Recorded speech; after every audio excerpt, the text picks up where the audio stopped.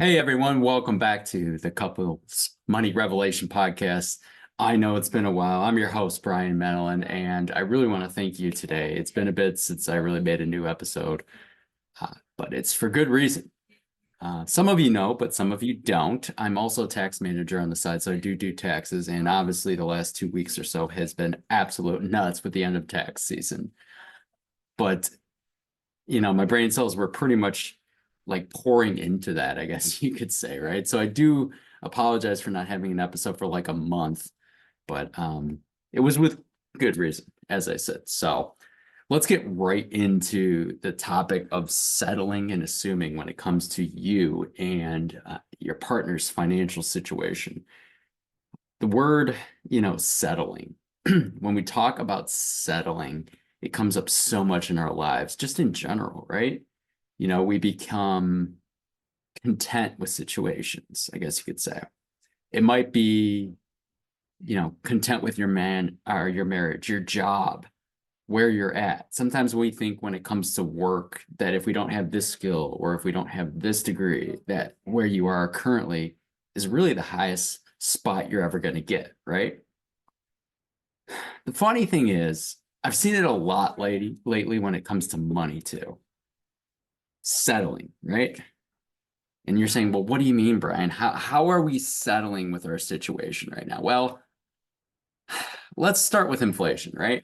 It's a hot topic right now. Inflation still 2 years later. It's hit us hard. And for a lot of us, we settled into this kind of mindset, I think, that, oh, well, everything went up in price, right? Therefore, my $1 doesn't really hold up as much. Okay. To an extent, for a long time, that was really true, you guys. And to a bit of a part right now, as I'm recording this, absolutely certain categories. But what people didn't really pay attention to is in the last month or two, most people don't even realize this, but the inflation rates are back down to 3.5%. They're no longer at 7 or 8%. Gas overall, if you paid attention in the last couple months, at least in Michigan, and a lot of people around the country have told me in other states too that I know, they've cooled down a little bit, you know? Just about a month ago, I was paying, $3 a gallon around here for regular, 3.09. That's not bad. Now, they went up a little bit the last couple weeks, but I mean, if you can still pay 3.50, 3.60, that's not horrible, you guys. Now, going out to eat, like restaurants, there's no way around it, guys. I'm not going to sit here and lie to you. I mean, it's ridiculous. Prices of everything has gone up there by 20%, 30%, 40%. It's expensive to go out to eat, and that's why a lot of people aren't anymore. But overall, we settled on this mindset, right? We settled when it came to say, oh, my debt has gone up. My income has barely gone up. Not at all. Some people, right? They barely get raises. So there's no way I'm going to beat inflation. There's no way I can save for retirement. There's no way we can afford to go on a vacation.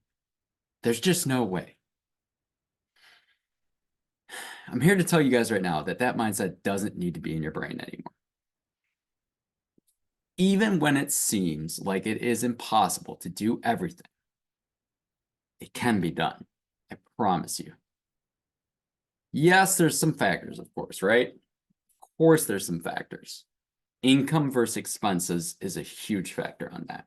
Other responsibilities, such as kids, maybe spouses that sometimes we see in the tax world too, that can't work for medical reasons, might be on disability. It's not going to look the same for every single person. I got that. But even with all that, there is a path to your version of financial clarity and control. Now, in assuming, that's another word, right? That's where our second word becomes relevant. Assuming makes an ass out of me and you. That's an old one, right? But it's true. We assume that we're just not good with our money. We assume that our spending habits just never going to be broken. We assume that we are going to have to admit we are stuck at our job and none of our money woes will ever be able to be fixed. We'll never be able to get out of that job. Assuming, to an extent, is giving up. It's a harsh reality. It really is. But it is relevant, you guys, to this conversation. It's almost kind of like a lot of us gave up recently. We felt hopeless. We felt behind. We felt like we were always chasing. You guys, I'm going to take it back a weekend, okay? Because this hit home. Shout out to my favorite pastor of all time at church, Pete Wilson, just a realistic guy from Tennessee. And he hits home on every single one of his speeches, of his speeches to our church when he comes. One of the best quotes came from him last weekend, and I wrote it down. And it went like this, you guys. You are so focused on what you can't do instead of focusing on what you can do. Let me repeat that. You are so focused on what you can't do instead of focusing on what you can do. What a bullseye quote, huh? Dead on. So let's relate it to our conversation today. Essentially, the conversation last weekend, let me put it in context because it was church, right? The conversation last weekend with this quote was discussing how we try and do everything.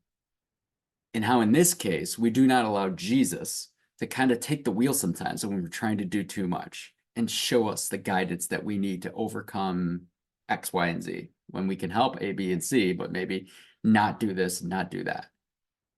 You got to have faith in him was the conversation basically, right? So it's the same with your money, right?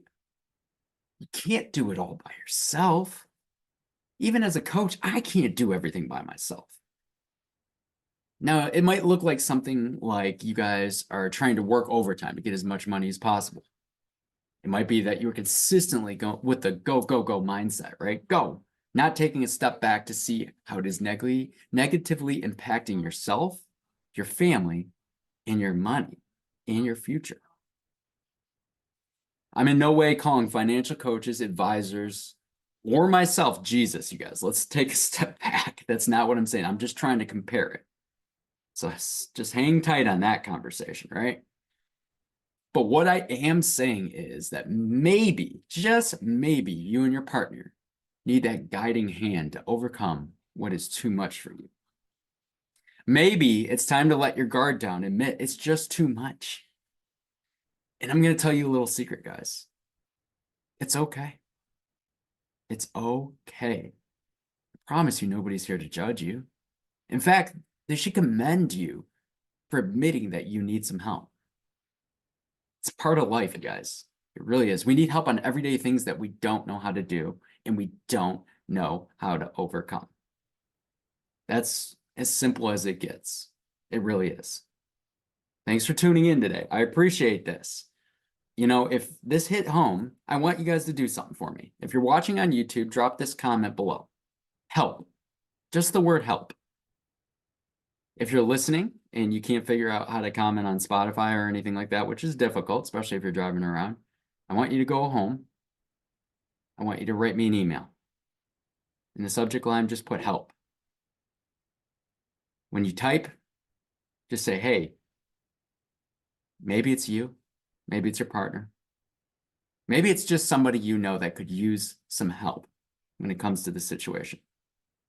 Just say, hey, my cousin needs help, or you know, my daughter, whatever. And do the same in the YouTube below.